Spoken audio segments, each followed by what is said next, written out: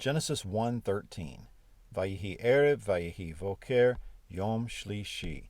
Translation, and an evening was, and a morning was, or then an evening was, and then a morning was, third day. The third day. And we have at the beginning here a double vayiktol in the call stem, 3ms of Hayah. And it's interesting that these are joined by these Masoretic accents, indicating that this is something of a unit. We have here the mercha, which is a conjunctive accent, which joins to the next part.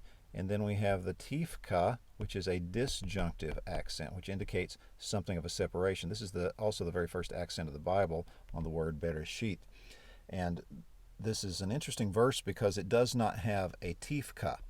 Most verses are divided syntactically in two by the tifka, which looks like an upward arrow or a wishbone, and the Masoretes put that in almost every verse, but there are some exceptions such as this one. So the tifka ends up being the strongest disjunctive accent in this verse, except of course for the siluk on the last verse, which is then followed by the sof pasuk to mark the end of the verse. But as far as the middle of the verse is concerned, this is the syntactical division, vayihi erev, vayihi voker.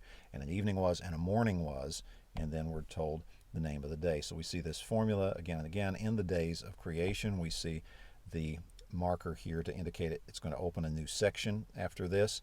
This is the completion of the third day.